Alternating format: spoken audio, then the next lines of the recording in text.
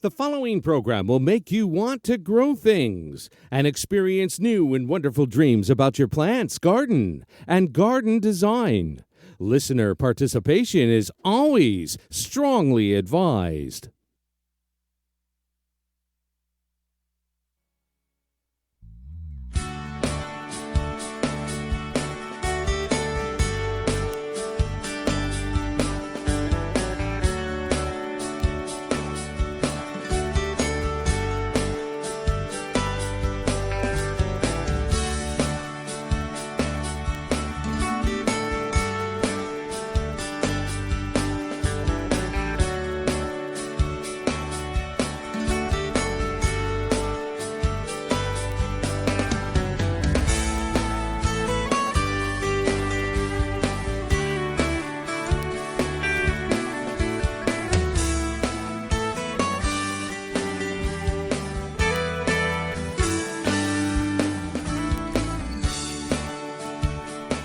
Good evening and welcome to Down the Garden Path with your hosts Joanne Shaw and Matthew Dressing, right here on Reality Radio 101. To get on board, dial 905-725-1907. Toll free in North America, 1-866-905-7325. Worldwide, 1-866-656-5477. Send us an email right now. Our email address is instudio101@gmail.com.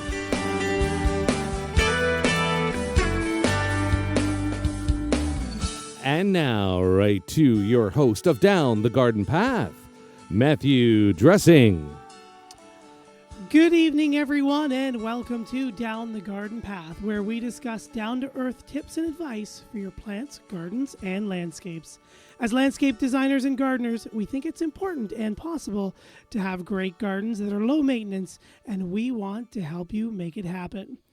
I am Matthew Dressing, horticulturist and landscape designer and owner of Natural Affinity Designs. Natural Affinity is a landscape design and garden maintenance firm servicing Toronto and the Eastern GTA. And for our regular listeners, you may have noticed I'm running a solo this evening. My fellow co-host Joanne Shaw, landscape designer and owner of Down to Earth Landscape Design, is not here. She's been running a successful design business, designing beautiful gardens for homeowners east of Toronto for over a decade. Joanne and I enjoy hosting Down the Garden Path each week, bringing you interesting, relevant, and helpful topics to help you achieve a great garden. We learn right along with you, from each other, from our research, and from the guests that join us here on the show. As always, we welcome your questions via social media, email, and phone calls. Thanks again for tuning in to Down the Garden Path.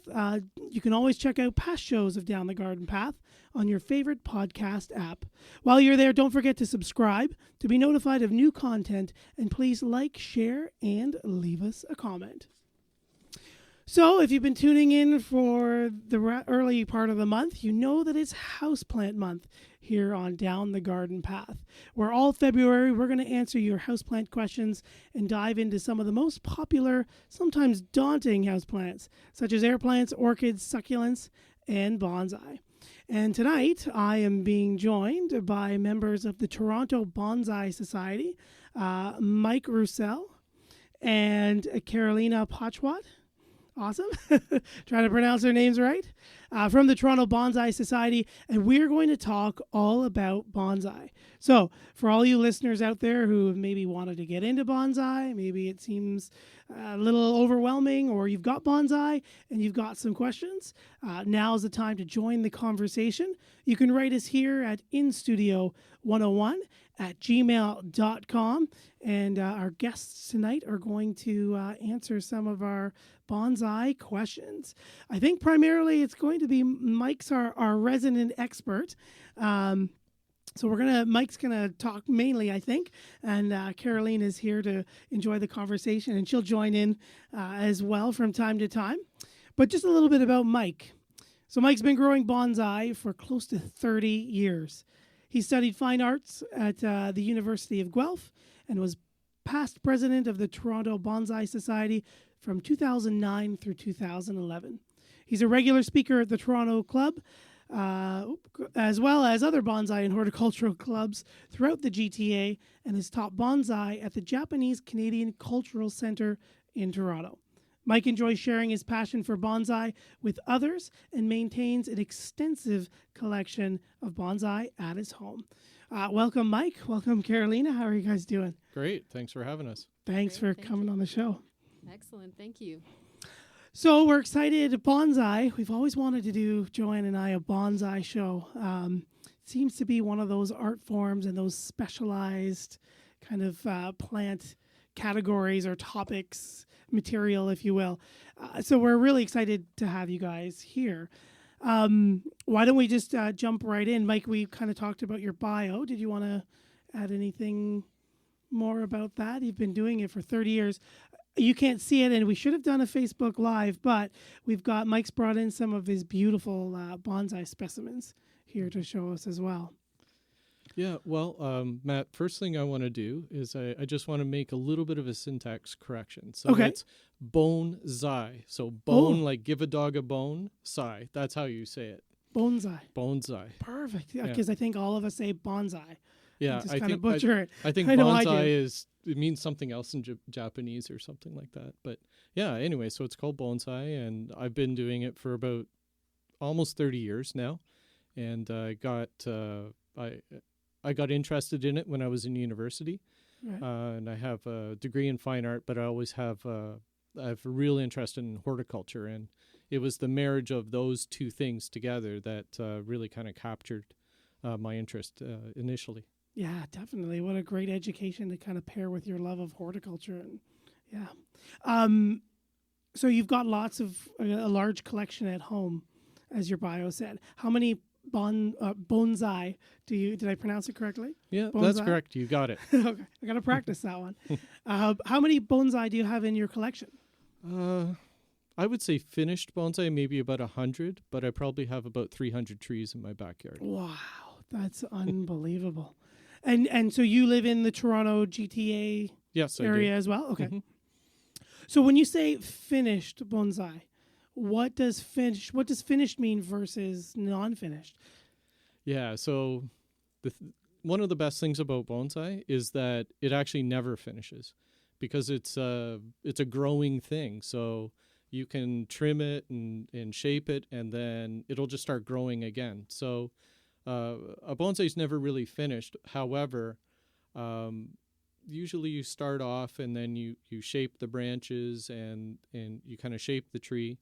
And then at a certain point in time, you've kind of realized your artistic vision.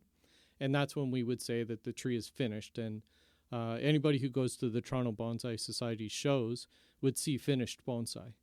Okay. So once you've kind of got your style or your overall shape and you're working towards growing it and filling it in and maintaining it, that's kind of your finished bonsai. That's what we would call a finished bonsai. Okay.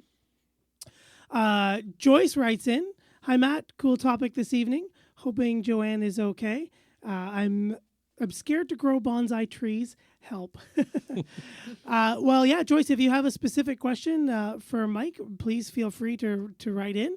And yes, Joanne is okay. Everyone, Joanne is just enjoying a cruise in Florida. So nice. She's just away.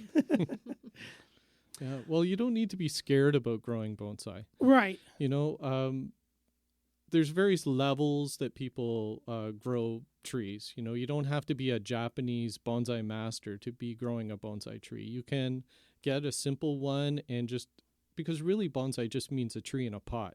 Okay. And so anyone can grow a tree in a pot. Right. I would suggest that people who are getting started, that they start off small and cheaply, right? Because a bonsai is a tree. It's a living thing, and unfortunately, sometimes they die. And I've killed many trees in my day, but I've actually gotten very good at keeping them alive now. So, you know, usually I recommend that someone maybe start off with a fig tree, and you can buy them at all kinds of garden centers and so on. They're very easy to grow inside the house, and they don't require huge amounts of care. I think where people get frustrated with bonsai is when they have this vision where they want to grow these difficult species. And really, you need to start off small and simple. And I highly recommend that anybody who wants to get into bonsai to join a club, because, you can watch all kinds of videos, you can read all kinds of books, but bonsai is something that you actually have to learn how to do. It's a physical activity. Right. And being in a club, people are going to show you how to do it. And they're going to help you learn how to do the horticulture, which is challenging at first. But then the biggest challenge, of course, is the artistic portion of it. Okay. So let's go back on a few of your points. So one of the main things for beginners would be to kind of join a club, to connect with people, that information, and learn how to do the art. So we're talking, you've come from the Toronto Bonsai Society. What kind of resources, or how would our people connect with you? So if I was a beginner, and I'm actually not a member of a bonsai society, but if I was a beginner and I come to the Toronto Bonsai Society, what kind of things am I going to find as I come to the Toronto Bonsai Society? How long have you guys been around? What kind of services and things Do you you want offer? to speak about that, Carolina? Sure. Carolina, okay. So the Toronto Bonsai Society has been around for quite a long time. It's actually one of the oldest bonsai societies outside of Japan. Oh, wow. It was founded in 1964 by Mamoru Nishi, who, as an offshoot of the Japanese Garden Club. So they decided, bonsai was important enough that it deserved its own club, and that's how it started. So we're 50 some odd years into its history, and it's grown. It's, through the years. It's been at times a larger club, at times a smaller club. Right now we're over 160 members from the GTA. And one of the things about the club is that you get to communicate and you get to connect with experienced members such as Mike, who have 30 years of experience, who have a lot of knowledge, through their own mistakes, through their learnings, through what they found, through doing it. There's no other way of doing it. I call it a bonsai practice, a little bit like people say yoga is a practice. Bonsai is a practice too. You start off small, you start off with baby steps, and you then you move on to the bigger stuff if that's what you want to. So the club most clubs, including the Toronto Bonsai Society, offers the knowledge, the expertise, but also we do every meeting we have a topic that we discuss. The last one that we had in February, we discussed pots, because bonsai is two things. It's a plant, it's a tree in a pot. So the pot is almost equally as important as the tree itself. So we discuss anything horticultural, aesthetic, artistic, and all this little arts that form outside of the tree itself. We also do workshops. So we bring in people from Toronto, from outside of, and also from internationally. So, for example, we have people coming in from Italy, from the US, doing workshops on specific topics. So that also helps elevate the level of knowledge that our members have. We have an extensive library that has, tons of books that you wouldn't normally find at any other library in Toronto. We also host two annual shows and sales. So if anyone wants to see a Toronto like a bonsai show, we have two of them annually. We're one of the very, very few clubs that actually does that. So we have one in the spring and we have one in the fall. Right, and I was just going to say too, as you remind me, you do have a show coming up. We do. We have the spring show coming up, and when is your spring show? So the exact dates are on May 25th and 26th. It's the weekend of the doors open in Toronto. Oh, nice. And it's at the Toronto Botanical Garden. So it's a lovely event. It's a great place to come with your family. It's wheelchair accessible if anyone needs that, and it's not a curated exhibition, so any member of the club can bring a tree in, and we organize it in a way that is cohesive so people can see trees that have been worked on for 30, 40 years and trees that have been worked on for the last 5 years. So they see a nice variety of what what you can expect from a club. Yeah, I was gonna say you can see a nice variety of the club and just kind of see all the different skill levels from all the members of the club, and really kind of, I think, take away some of that apprehension that, this, I could be doing this, and this is only like 5 years old, and like how this is beautiful, and I could work towards Absolutely. that. But then you can kind of see your journey moving forward. Yeah. We also have a sales area. So anyone who is interested in, trying it and, not having to spend a fortune on a tree, we always have lots of plant material, pots and things like that, tools. So if anyone is interested in starting out, that's a great place to start out. Right. Or even if you're not starting out and you're looking for, more tools and pots and other resources to further your own bonsai journey. Absolutely. You can come to this show. Yes. Yeah. So you were also have donated a couple tickets that we can give away here on the show. Is that right. correct? Yeah. Right. So for all of our listeners, Joyce, who has written in a question, as well as Kim, we're about to get to your question. Everyone who writes in today to talk to Mike and Carolina about the show has a question for them. We always love to hear where you're from, for where you're writing from. Write us here at instudio101@gmail.com. And if you are just tuning in, we are here with Mike Roussel and Carolina Pochwat from the Toronto Bonsai Society. And we are talking everything bonsai. So if you wanted to write in studio101@gmail.com. And if you're in the area and you have that weekend of the May 23rd to 26th. 25th and 26th. 25th and 26th, sorry. I thought it was a longer range as well.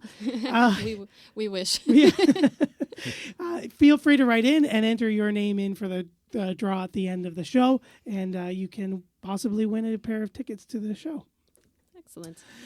Kim writes in, "Hi, my questions, are they expensive and are they easy to maintain?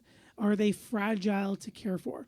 So Mike, we were just talking before, just a few minutes ago, and you were saying that beginners, one of the tips is to go and become a member of a club because there's all that information. There's the members and there's all the other literature that the club will have. But also just to start out with just a beginner, just something that's inexpensive and easy to go, because just as in your experience and even in mine, we always tend to kill one or two or many of them, right? So are they expensive? But what if you were going to buy one that was inexpensive to start, like you had mentioned, what are some of the varieties that you might be looking for as well? Mm-hmm. Okay. So yes, some bonsai are very expensive. In Japan, some of the trees that were collected in nature and then have been nurtured for hundreds of years can go for around $1 million. Wow. Right? However, most people could never afford that and would be too afraid that they would kill a tree like that. Right. I think a person who wants to buy a tree, they could buy an inexpensive kind of starter tree in a pot for $20, $25 maybe. Okay. Right? If you want to get a tree where someone has put effort into it, wiring it, pruning it, or something that is bigger and more advanced, then you'll be, getting into the $100 kind of amount. So, like I said, spend $20. Learn how to grow something. I always say it takes about 5 years for someone to get the horticulture of bonsai. And once they get past that point and you can grow stuff, then you can branch out and grow more things. I think the most important thing about maintenance and the whole fragility thing is you need to get something that matches your conditions. So you wouldn't want to go and buy some kind of tree that requires very specific care. My recommendation for someone who's starting off is buy a fig tree. Get like a Ficus benjamina or a Ficus retusa. You can find them at Home Depot, Sheridan Nursery, all kinds of different places like that. And I just find them, they're so simple to grow. They grow in low light conditions. Okay. You can put them outside in the summer. They're just going to grow like crazy. They grow a lot, so you get the opportunity to prune and wire the tree. So that's a very good recommendation. now, if you want to grow indoor trees, then you need to buy tropical trees. And I would just tell people that a juniper is not an indoor tree. So I see all the time on various Facebook posts where someone says, I bought this juniper and it's not doing well inside my house. And the answer to that is that juniper needs to grow outside. Right. And so really the best bonsai are the ones that grow outside. They just, they just love being out there, but they need to go through kind of a hibernation period. If you want to grow them inside, you need to grow a tropical tree, and you'll need some lighting conditions. So having a west-facing or a south-facing window, maybe east, depending what you have, or you have to use some supplemental lighting. Okay. So indoor conditions, they really are better grown outside than they are indoors, unless they're specifically tropical. But even those can go outside during the summer warm period. Yeah, I put my tropicals out about mid-June Okay. here in Toronto, and then I bring them back in about mid-September. And just for those who might be starting in or have one that they want to put out there this year for the first time, what kind of things in mid-June are you looking for, like temperature-wise or weather-wise, that kind of signals that it's just the time, or is it pure experience? So if we're talking about a tropical tree, I would say that nighttime temperatures have to be 10 degrees Celsius or higher.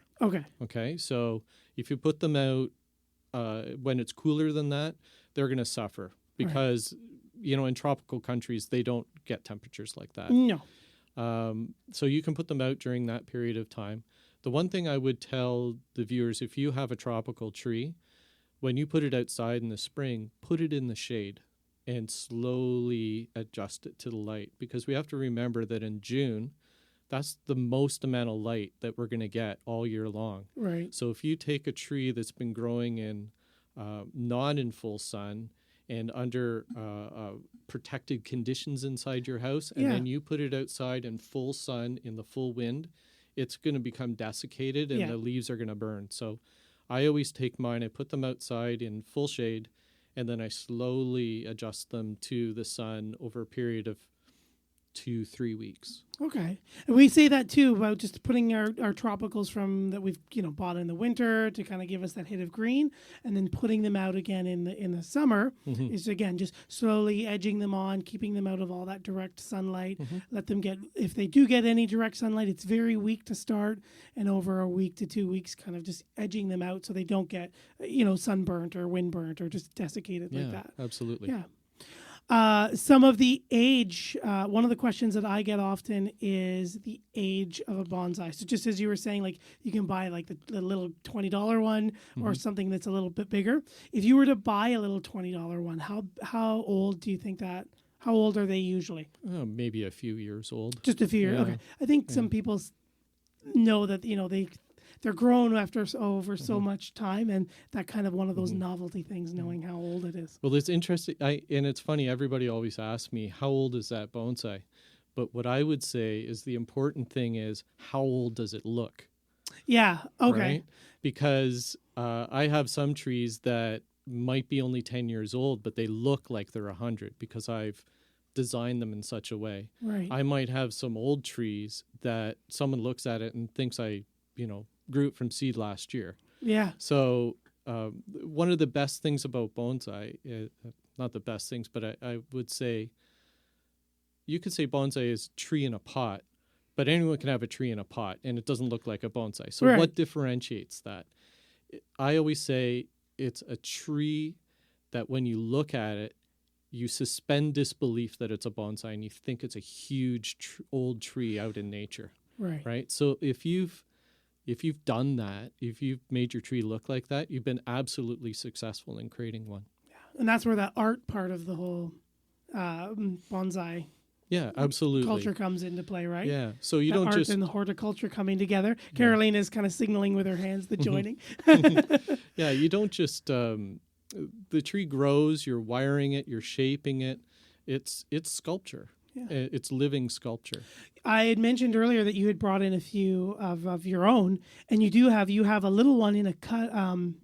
a little one that was, you said it was a cutting. I think just, yeah, that one there. And you said it was only like 4 years old. But just looking at it, and I know you guys at home can't see it, but it's at least, what would you say, like half an inch at least. It's probably like the end half of your pinky. And it does not look like it's a cutting it's that old. It looks like it should be older. Carolina, turn it around and show the backside. Do you see that piece of putty there? Yeah. So what I did with that was, it was a cutting 1 year. Then I took the cutting and I put it in a really big pot, and I put it outside for the summer, and I let it just grow like crazy. At the end of the summer, I cut it off really, really low, and then it sent out all those new shoots. So that's how I was able to do that. Nice. Very, very cool. I'm looking forward to starting and trying some of my own bonsai. Bonsai. I should be pronouncing it properly. Michelle has written in a question. Hi, Matt. Kudos to your guests. Do bonsai trees live a long time? Do you know of the oldest bonsai tree? Are they actually considered trees or plants? Thank you. Okay, so let me answer the last question. So a bonsai is a tree in a pot, a shrub in a pot, a vine in a pot, any kind of woody plant you can grow as a bonsai. There are some things that you need. The tree has to be tolerant of having its roots pruned and its branches pruned. It has to be tolerant. It has to have leaves that are small or can be reduced in size by limiting fertilizer and water.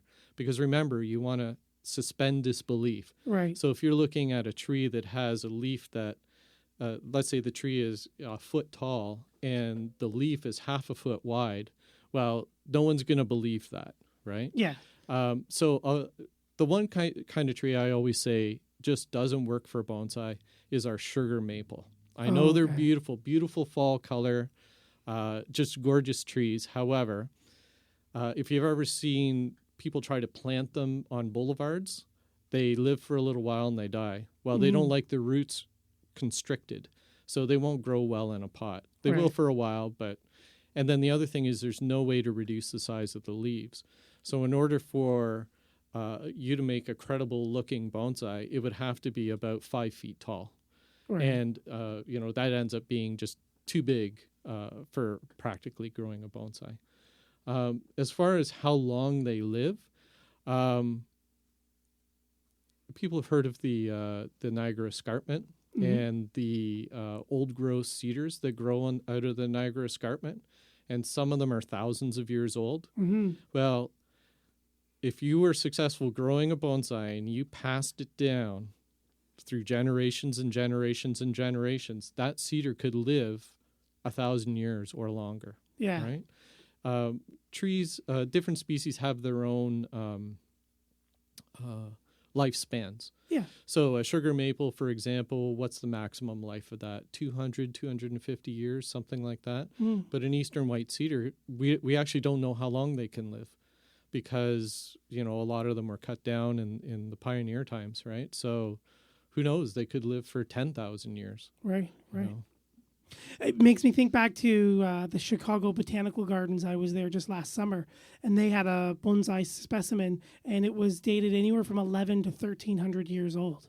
Certainly. And I was just like, I feel like I should be like bringing you something, or like, it's just so awe-inspiring that you've lived that long in that little pot. It's so cool. So a lot of the most amazing, really old bonsai are what we call yamadori. That's a Japanese term. I don't know what it means, but it really means collected in nature, I guess. Okay. And so a lot of the Japanese trees were collected way up at the top of mountains. And up there, they're subjected to really harsh conditions, and they get all twisted and curved with dead wood and all of those sort of things. That's actually illegal to do in Japan now, because they don't have a whole lot left. Right. And they were eliminating the species from these mountains. People do collect them here. I like collecting stuff in farmers' fields, because I try to find a farmer's field where they don't plow it. I come from around Peterborough, and there's all these areas where it's a glacial till, And if you put a plow through that, you're going to break your plow. So all they have is cattle. And so these trees grow up. They're in harsh conditions already. They never get plowed under. And the cows actually prune them. So they're constantly eating them. So what I do is I look for these trees that are already miniaturized. Yeah. I dig it up. I get it used to growing in a pot, and then I style it into a bonsai. So, for example, you could collect an apple tree that might be 50, 60 years old. You put that into a bonsai pot, and then it's really going to look old. Yeah, right? Definitely. Very cool. So just as we reach the bottom of the hour, if you're just tuning in, we're here with Mike Roussel and Katrina Pochwat. We're talking, they're from the Toronto Bonsai Society. I'm starting to talk fast because I'm all really excited and engaged here. But if you have any bonsai questions, we're continuing our February houseplant conversation with bonsai. You can write us here at instudio101@gmail.com. For those who write in, say hi, ask some questions, maybe tell us where you are, you will be entered into a draw for 2 tickets to the Toronto Bonsai Society's show, Bonsai Show. And it's the 25th, 26th? Correct. At the Toronto Botanical Gardens. So you mentioned, we talked about, the lighting inside or the lighting that it requires. Mm-hmm. You also mentioned things like root pruning, and just overall shaping and pruning. So I think those are maybe 2 subjects that people are maybe intimidated by, or I know in my experience, a lot of people don't know when to prune or why or how to prune. Mm-hmm. So are there maybe some of the beginner styles or some of the styles you want to talk about? And maybe just in general, how do we prune a bonsai? If I've bought this new bonsai, how do I know when to prune it and why I'm pruning it? Okay. So let me talk about transplanting. Okay. So, yep. So if you have a house plant, at a certain point in time, either the soil will become exhausted, Right. or you end up with too much salts in the ground. But also, what happens is it just gets root bound, right? And so, what do you do when you have a house plant like that? You have to take it out of the pot. You scrub off a lot of the old soil. You cut the roots a little bit, to get rid of the spiraling around the pot, Right. and then you put it in another pot. You might put it in the same pot. You might put it in a bigger pot. Same with bonsai. It's exactly what you end up having to do. How often do you have to usually do that with a bonsai? So when the tree is young, you might have to transplant it once a year, and also it depends on how big it is. Bigger trees have more soil. You have to transplant them a little bit less. Small trees, like these tiny little things, I might have to transplant it once a year. Okay. And it really depends on the species. Some species are very vigorous and other ones are maybe not so much. And usually the tree will tell you. You're looking at it and you're going, this tree is not growing. Or it looks like it's suffering. Mm-hmm. And then that's usually a signal that you need to transplant it. As far as pruning is concerned, well, the tree just keeps on growing. And if you don't prune it, it just becomes a bush in a pot. So as the tree grows out, you have to prune it back. And if you're growing a deciduous tree like a fig tree, I would say that once it grows 6 leaves, then you cut it back to 2. Okay. And you keep on going, right? All the time. And at a certain point in time, the tree might get bigger. You have to put it in a bigger pot.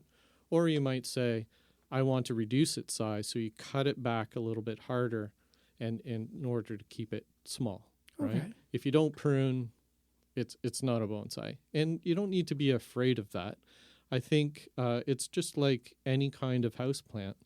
When it gets overgrown, you're going to have to prune it a little bit, right? Right. Cutting it back a bit. And okay. Just quickly, Olivia's writing in. Hello, first-time listener here from Inglewood, California. Thanks, Olivia, for tuning in, and welcome to the show. This is such a very interesting show. Ever since I saw that movie, The Karate Kid, with Mr. Miyagi, tending to his bonsai trees, I wanted to grow one. Now listening to Mike and Katrina explain, or Carolina, I guess, she did write Katrina, explain that some things about bonsai, I am definitely going to try them out this year. Thank you, Olivia. No, So, Can I add something? Yeah. If Olivia, if you are in California, you're in luck. There's over 90 some odd bonsai societies in the state of California alone. So you're Wow. probably in the best state to practice bonsai in all of North America. so join a club there. You're not gonna regret it. That's amazing. 90 clubs just in Yeah, California. it's over huge that, there. yeah. Over that. Yeah. Yeah. Yeah. How- Karate Kid, it's so funny because I meet so many people who are just getting into bonsai. And I would say about 50% of them watched the Karate Kid movie and said, I've got to do this. It's just unbelievable. What an advertisement for bonsai. Right?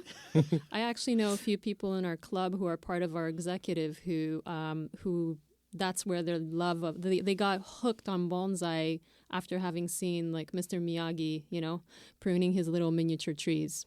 Really? Yeah. My husband being one of them. Oh, nice.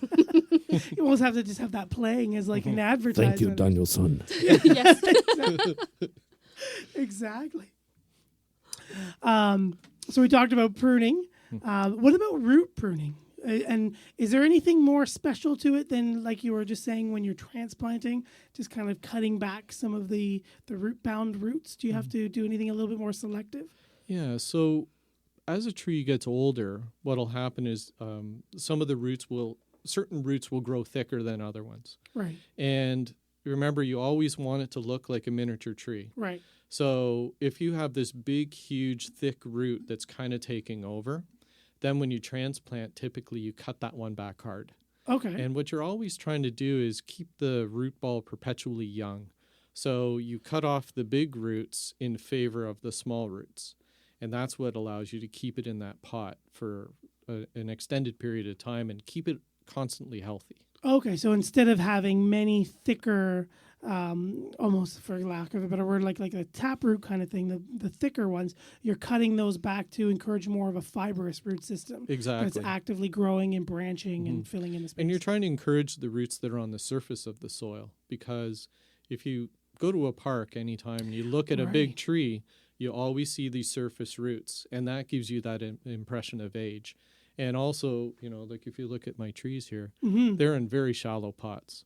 Yeah, they're and you guys can't see them, but there's maybe an 1.5 inches, 2 inches of soil, and that's probably Exactly. pushing it with the one. Mm-hmm. Yeah, very nice. Okay, so there's pruning. We're gonna do regular pruning, not to be afraid of it, and just as long as it keeps on growing. Basically, we're just gonna Exactly. keep cutting it back. Carolina, Yeah. did you have a? You could just throw in there. It looks she has a point to add. I just wanted to say that with pruning, some of the trees, there's a specific timing when to prune, when not to prune. So just to look up the species that you're working with, just to make sure that you prune at the right time of the year. Okay, Yeah. yeah. Okay. It's a good point. Basically, if I'm starting to try out a new species for bonsai, or one I've never grown, I think the easiest thing to do is go Google the species and bonsai.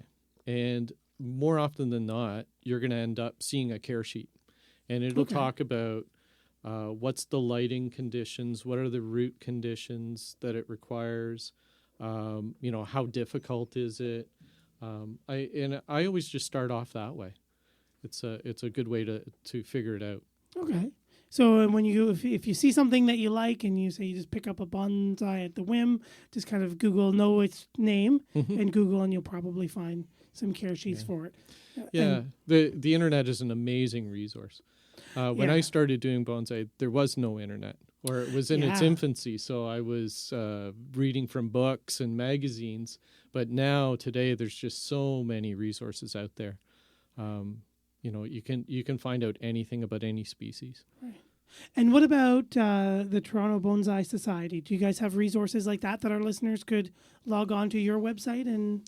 So we have a website, torontobonsai.org, and we have a Facebook page as well, Toronto Bonsai Society. That's our handle. We are working on a new Instagram account. That's in the Nice. works. So That's okay. yeah, so there's some information there about our meetings. The one thing that I absolutely love is all the articles that have been written by the society's members in the past, and in hopefully in the future as well. It's our repository of articles, so we have a lot of information about specific species care sheets and whatnot.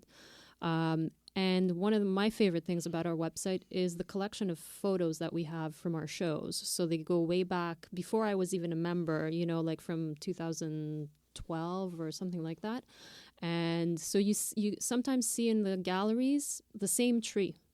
And so you can see a progression from like 2012 to 2019. So it's really cool to be able to see, oh, this tree, that's the same tree. Oh yeah. And like, it looks like it's matured. Sometimes they lose branches, certain species, there's some dieback, so you change the style, you rework it, and these images reflect what happens with the tree over the years. Very cool. So not only is there lots of visual inspiration, but just all this information that's there. Yes, sir. And experience just waiting to be had. So if you are new, Olivia, that might be a starting point for you as well. The Toronto Bonsai Society's website. So for those of you who missed it, it was torontobonsai.org, O-R-G. And your Facebook, I believe, is just at Toronto Bonsai Society. Correct. Yeah, so lots of very cool resources, articles. I'm sure you can ask questions to the past members and like and follow that page. Yeah, well, you can definitely write to us through our Facebook page. If you're not in Toronto, there's always someone handling our communications there. So feel free to ask questions. And, if we don't have the answer, we'll at least direct you to someone or somewhere, a site that will be able to answer your questions. Okay, very neat. We have Pedro who's written in. I love this topic, ! Thanks for touching on it. Do your guests have a web presence for information? And I think, Pedro, just before we got to your question, we were just saying it just there again. So let me just say it again, put it out there again. So to get to the Toronto Bonsai Society, it's torontobonsai.org, so .org. You can also find them on Facebook at Toronto Bonsai Society. You're going to see an Instagram feed coming from them shortly, in the works at least. So that's really cool and exciting. And all the information about your show and the meetings, a lot of different articles and resources can be found there too, Pedro. So for sure, definitely check them out. There is still some time if you have some bonsai questions. Mike and Carolina are still here at instudio101@gmail.com as we continue our February Houseplant Month theme here on Down the Garden Path. We're talking about bonsai. So you mentioned that there are some tropical bonsais to be inside and some outdoor bonsais. Definitely take a look, know your species that you buy or that you've purchased. And there's lots of care sheets out there on the website. But what about things like the juniper? I see the junipers are always those beginner bonsai. You can buy the little bonsai or the little juniper, Burcummins Nana in the little 4-inch pots, and it comes with a little kit and the tools, and it's like potted up yourself. But that one is a hardy plant, especially at least here in Toronto area. What do you do to protect if you have something like a juniper or something else that's hardy to put outside? How do you go about doing that? And okay, I can explain that. Okay. I've never done that. I've always tried to keep mine inside. Even my juniper ones way back in the beginning. I haven't had one for a while. I tend to be more Fuki and tea and some of the portulacas and things like that. But okay, so let me. I'll just back up a little bit. Yeah. So I categorize trees into 3 different types. You either have a tropical tree, you have a hardy tree, or I call tender or kind of temperate. So the easiest ones to grow are the hardy ones. So that juniper, Burcummins Nana. The harder ones are, in Toronto only.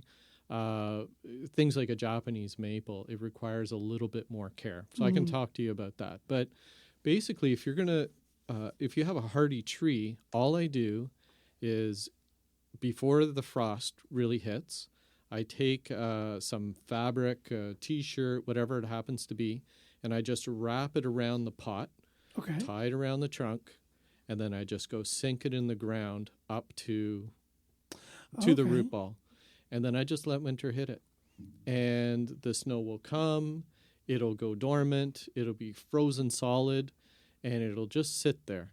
And then in the spring, you pull it out of the soil, you take off that, you put it on your bench, and away you go again. It's really that simple. It's really easy. Okay. What about watering before you put the shirt on it? And Yeah, so you want Just give it a to really good soak it soak? really deeply before you put it in, and yeah.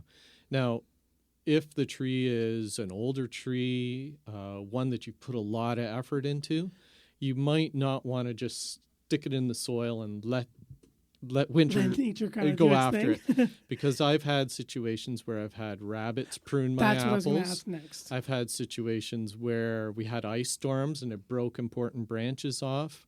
I've had people step on them because there was a snowpack and they didn't know they were there. So what I do is I actually build a bit of a shelter. I have, it's not a carport, but it's, it's basically a tent type thing. And I bury my trees in the ground there. And I make sure that no animals can get in there. Okay. And so what that does is it prevents the heavy snow loads from breaking branches. It prevents the rabbits from getting at them. So, there was a very smart man said to me once, he said, the amount of winter care you do for your bonsai trees depends on how important they are to you. Okay. So I would recommend always to put some kind of fence around them, but if you can shelter them even more, it's better. Okay. And it's not because they need it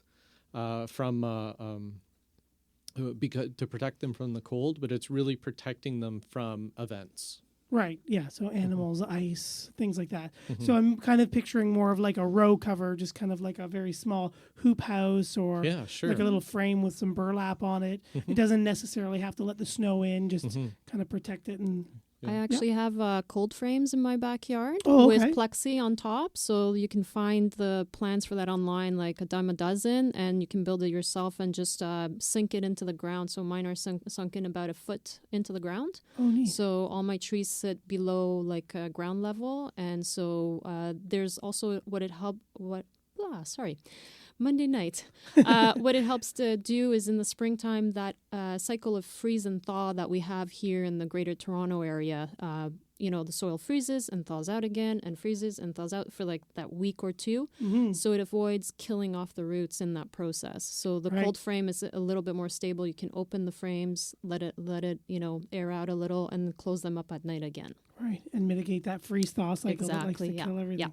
Very, very cool. Yeah, All and right. if you grow outside trees, the best part about it is you get to have a vacation. Because with bonsai, it's like having a pet, right? Okay. Or a child. Happens? Yeah, or a child, actually, even more so. What happens if you don't give water to your cat? Yeah. Go looking for water. Well, he either dies or it Or does dies. something to your Yeah. stuff, right? Well, the bonsai's not going to go after and do stuff to your bed, but it will die. And so, they require care. You need to be looking at it, making sure that you're watering it.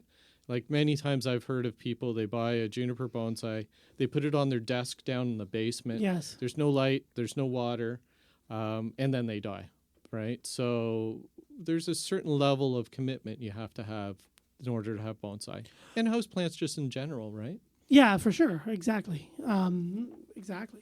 What about watering? So watering is always a very specific question with, I think, a little bit of everybody. Everyone wants just like a map, a roadmap to do perfect watering. Is there like besides knowing like the species and what you're growing as your bonsai, is there anything just general like being in that much or small amount of soil? Is it kind of like a once a week kind of thing, every 3 days? Is in your experience, is there like an average? That's the question I get. Yeah. Do you want the Okay. truth? Okay, so Yes, our listeners need the truth. So in Japan, when you're apprenticing to become a bonsai master, right? What do you learn first? How to water, and it takes years. Okay, I don't think everyone needs years, but there's a few things. First of all, bonsai pots have holes in the bottom of the pot, Right. so the water has to drain. You can't have a bonsai in a solid pot, and the soil itself is not garden soil, right? It's porous, it's granular, it allows the water to flow through and for the air to get in to the tree. As far as watering is concerned, it's like everything. It depends. Depends on the species. Right. Like if you were growing a weeping willow bonsai, you'd be watering it 4 times a day in the middle of the summer, right?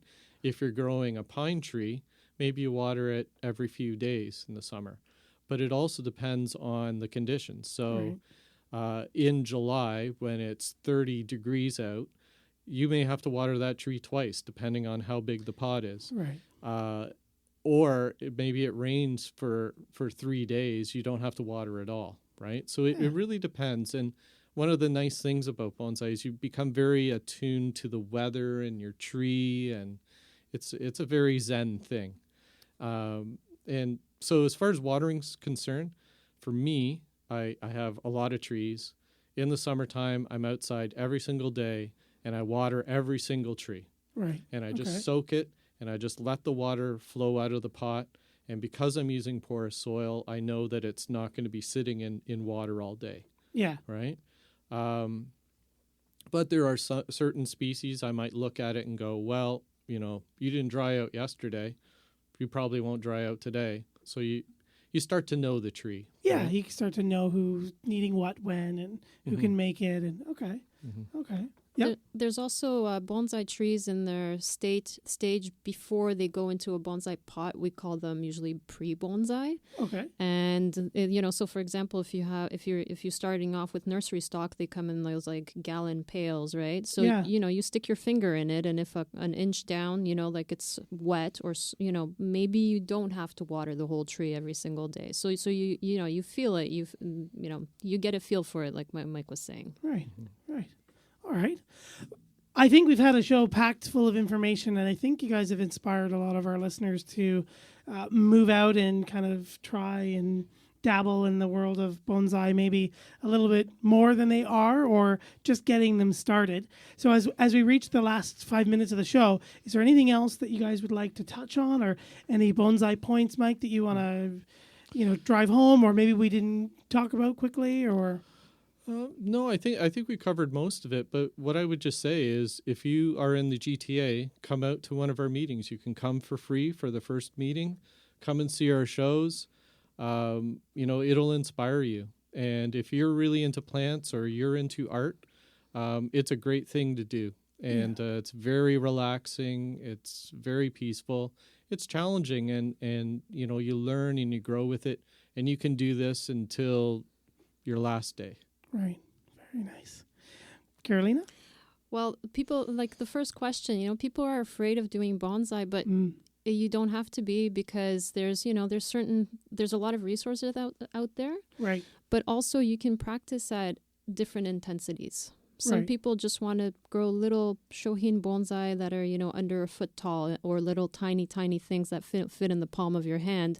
And that's great. They're still bonsai, and they're beautiful, and there's this satisfaction that you get from growing them. Some people need to be able to grow a 1 meter tall tree, and that's the level that they want to practice at. And we're going to let them practice that level. But there's a little bit of everything for everyone. Right. You're not alone out there, and there's so many different resources. That's right. Right? And we all kill plants, no That's matter right. who we are. So we've got all of our names. I'll just kind of mix them up, and maybe Carolina or Mike, Let Mike do Mike? it. Yeah. Grab a name there. So for our winner of a pair of tickets to the upcoming Toronto Bonsai Show at the Toronto Botanical Gardens. All right, the winner is, drum roll please, Michelle B. Michelle, Yay. congratulations. Gary, our producer, will reach out to you for your information. You've won a pair of tickets to the upcoming Toronto Bonsai Show at the Toronto Botanical Gardens.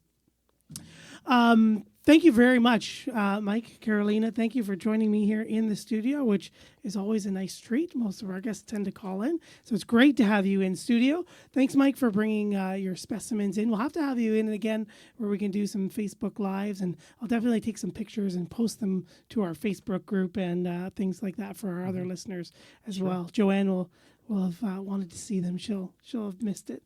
So anyways, yes, so thank you again. Is there anything else you want to quickly plug or Well, before we sign off? just come to our show. It's again, it's May 25th and 26th at the Toronto Botanical Garden. We have guests coming from all over North America. Sometimes, I've had a gentleman confirm that he's coming in from Maine this year, so we're pretty excited about that. And there's going to be a sales area. There's going to be workshops, demonstrations, a whole lot of stuff, and lots of nice trees. Yeah. Very nice.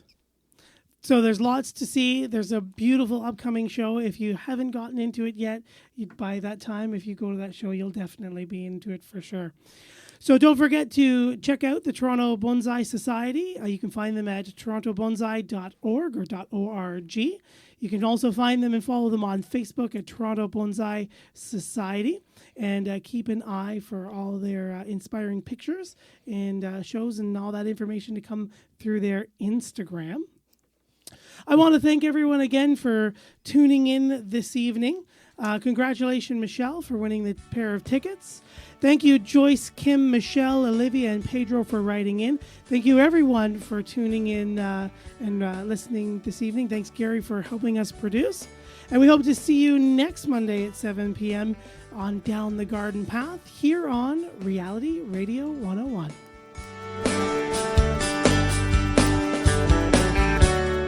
Thank you for listening to Down the Garden Path with your hosts Joanne Shaw and Matthew Dressing, right here on Reality Radio 101.